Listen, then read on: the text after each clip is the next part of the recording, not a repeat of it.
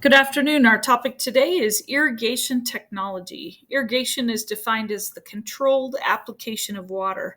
And as we go through these notes today, you will also do a little bit of an experiment to help you understand how the water moves and changes as you apply it in different ways. Let's start with the history. Since the time in human history where we settled into farming communities instead of being hunters and gatherers, we have applied water to crops. In Colorado, some of the earliest recorded histories of this deal with the Anasazi people in the southern part of the state, and they were some of the very first to irrigate. Water was collected, stored, and ditches were used to move it to the crops. This is still a method of irrigation in many places. However, we also have additional methods. In some places on the plains, we use windmills to pump water from underground aquifers to water plants and livestock. We irrigate throughout the United States, but not in every place of the United States. There are many places that have enough rainfall to keep plants thriving without the need to apply water. And so in this chart, we see that the blue dots indicate places where irrigation happens.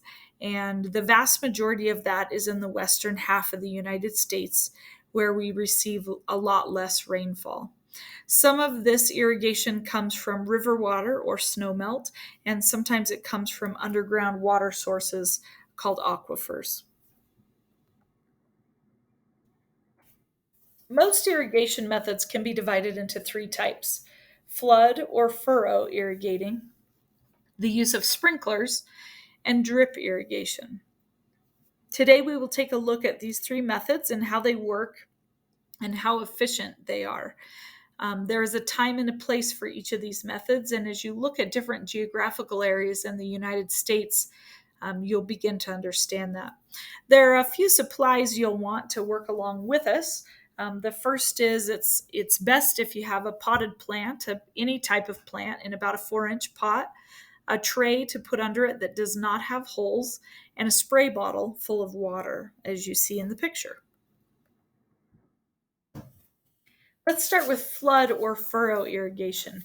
Your instructor may have you recording these bits of information on a worksheet, and so feel free to pause the video at any time to do so.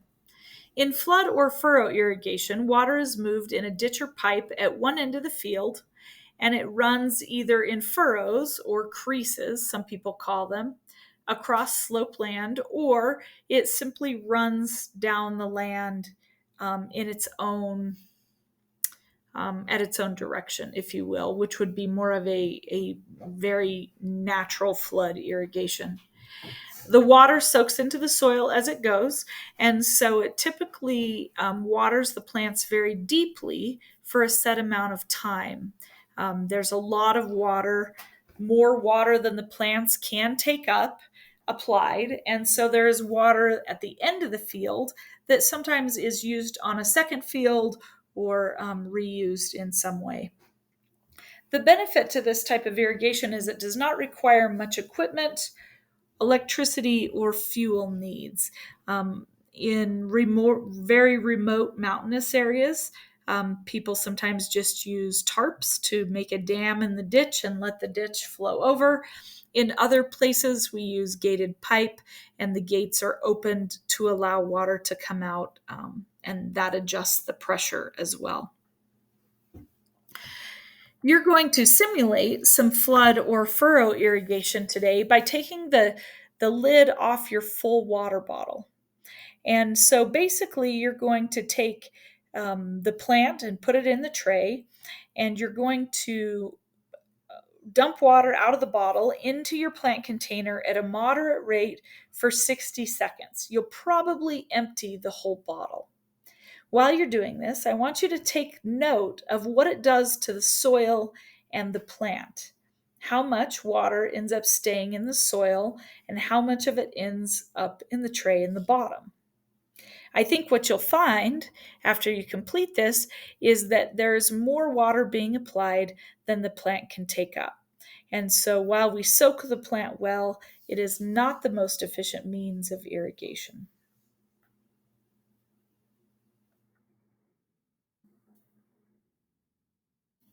In flood and furrow irrigation, um, we sometimes have problems with runoff and soil erosion. And I think you'll notice in the picture that I have on the screen of when I did the lab, there's even kind of a hole where the water was applied. It almost began to expose the roots of the plants. The benefit is this type of irrigation didn't take any special tools or skills. Um, and after 60 seconds, there probably was not much water left in your bottle. But a lot of it was probably in the bottom of the tray because it had either overflowed or very quickly drained through the soil instead of having the roots actually soak it up. In a scenario where we were flood or furrow irrigating, water may run down the creases or across the field for many hours. So, this is really just a very short simulation to show you how easy it is to irrigate with this method. It's not very equipment intensive, but it may or may not be the most efficient use of the water. Next, we're going to record some notes about sprinkler irrigation. These are two pictures of common types of sprinkler irrigation in agriculture. Sprinklers require the water to be pressurized and have force behind it, and that water is forced through small openings to create a spray. In the top picture, we see a center pivot sprinkler that is attached to the water source in the center, and it runs down the pipe at the top and then through smaller pipes to be applied to the crop.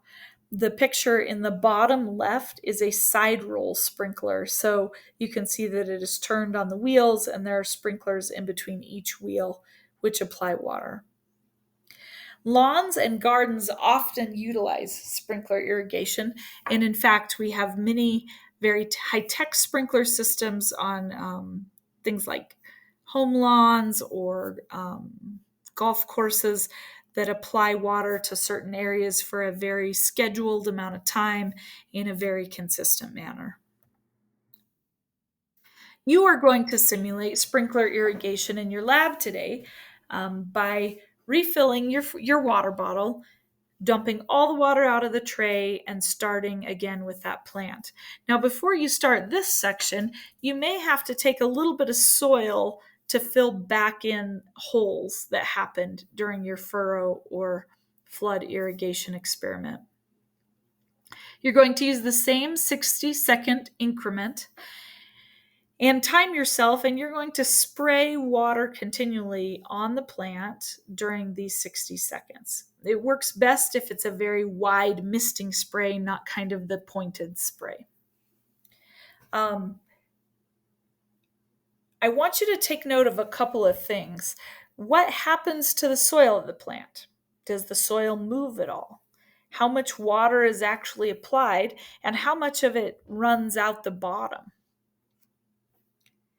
Go ahead and do this experiment, and then we can take a look at what's actually happening. Slower application of water typically means that the plant takes up more of the water. A plant can only take up water at a set rate. However, we also notice that sprinkler irrigation requires quite a bit more specialized equipment. And so when we look at the initial setup, a sprinkler irrigation system is more intense. You'll notice that there's quite a bit of water left in the bottle, which means that you are able to use your water more efficiently. You also probably don't have much water in the pan underneath the plant, which tells you that the soil and the plant took up more of the water because it was applied in a smaller amount more slowly. Now, in many agricultural operations, just like flood irrigation, sprinkler irrigation would run for many hours. So this is just a short simulation. It's definitely not exact, but it does kind of make our brains work and realize that when we use sprinklers, it's typically a more efficient use of water with less runoff. It does require expensive equipment, investment in the beginning, but it oftentimes is more effective. Finally, we're going to take a look at drip irrigation. Drip irrigation means that you apply drips of water near the roots of a plant in a very slow fashion over a very long period of time. Pressure can be used in these situations to create a tiny sprinkler type system, or less pressure can be used for the water to just be applied via drips. You see those two methods in the pictures on the right. With a drip irrigation system, we can micromanage the plant and its water use with far less water. And so it is considered the most efficient use of water. In urban areas, sometimes this might mean using a soaker hose in a lawn. In larger agricultural plots, sometimes small black pipes with drip systems are used, like you see in the pictures. You're going to actually simulate a drip irrigation system on your plant by using a small pipette or any other sort of dropper and just taking water out of your water bottle. If you don't have a pipette or dropper, you can make drips on your own. It's just a little bit tedious. You're going to consistently drip water on the plant for 60 seconds. I want you to take note of what happens, how much of it stays in the soil, how much of it is taken up by the plant, how much of it runs out into the pan underneath. Please keep in mind that by this point, you've already watered the plant 3 times. I think you'll find that because we're applying water in a very slow manner, though, there is far less runoff. In most settings, slower application of water means that the plant takes up more of the water. However, there are some struggles to this type of system, which means that it works well in some situations and less well in others. First, it requires special equipment to set it up. Second is that the water must be filtered so that the particulates don't clog up the system. It's based off very small holes. And so if you're using irrigation water, sometimes that requires a filtration system to keep things like sticks and rocks and bugs out of the water. Now, when you did this on your plant, you'll notice there's a lot of water left in your bottle, and there's not much water in the pan underneath because most of this water was able to stay in the soil and with the plant because it was applied so slowly. Just like in all of our other 3 experiments, in an agricultural setting, drip irrigation would run for many hours. So this is just a short simulation. But we do find that it is a very efficient use of the water. One of the most common places for drip irrigation systems to be used are with fruit trees and vineyards and other intensive production systems, things where we're growing a lot of food in a small space because the drip systems lend themselves well to that scenario. No matter which of these types of irrigation systems are used, we have some challenges in water application. The first thing that ag producers must consider is evapotranspiration, meaning the temperature and the climate affect the rate at which water evaporates and plant transpiration. And so some of that water is lost into the environment. Other challenges in water application include wind. Does the wind blow the sprinklers around too much? We know that access to water is a big deal, and in Colorado, that this is very dependent on a producer's water rights. For example, some water rights are on schedules. In my personal example, we live on a very small acreage, and so while we do have irrigation rights, the way the schedule is written, we have access to that water 1 day per month. And so I have to be very creative in getting the water across all of our fields in that 1 day, and I have to be very efficient about it. We know that the water application system, or the irrigation and water rights system in Colorado, is potentially over allocated, meaning that on drought years, we have to be very careful how those rights are maneuvered. And take some time to learn about the senior and junior water rights system in Colorado, something called the Doctrine of Prior Appropriation, which determines when there is a call on a body of water, who gets to keep their access to it and who does not. Agriculture uses much of the irrigation water in Colorado, and so it benefits us to be very educated about how to be efficient in that water use and balance the needs of all of the water users. As you finish up this lab, there are a few things that you should discuss. Depending on your teacher, potentially as a large group or in your table groups, which of these irrigation systems is easiest to use? Which one conserves the most water? What else can we do to be more efficient in irrigation technology in agriculture? And please share your personal experiences. Many of you have maybe irrigated. Which one do you have experience with? Are there pros and cons to it that we didn't discuss today? There are some recent technologies that will help you as you move forward as agricultural producers. One of the most current ones is called variable rate irrigation. And this is the idea that sometimes if we vary the rate at which we apply water, we actually meet the plant's needs a little bit better and prevent water overuse or water runoff. And so you may find that you would like to do some research on variable rate irrigation. It can be applied to almost any of these types of irrigation sources where you analyze the land and apply precisely the amount of water that the land and the plant needs, and potentially have the result of better crop yields. There's some pretty high-tech variable rate irrigation systems that use GPS to scan and kind of plan a water application. And this is a graphic from one of those systems that I think is pretty interesting. This is a graphic set up for a center pivot. And so they have analyzed the field in a variety of ways. And you can see that on the bottom. They scan it and apply data based off the moisture levels of different areas of the field. And then as the sprinklers go around and pivot, they actually apply water and move slower and faster at different times in order to irrigate more effectively.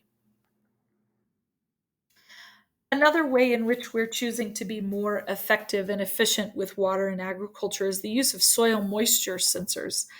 And these sensors measure the amount of water in the soil. Sometimes they're stationary sensors, sometimes they're portable.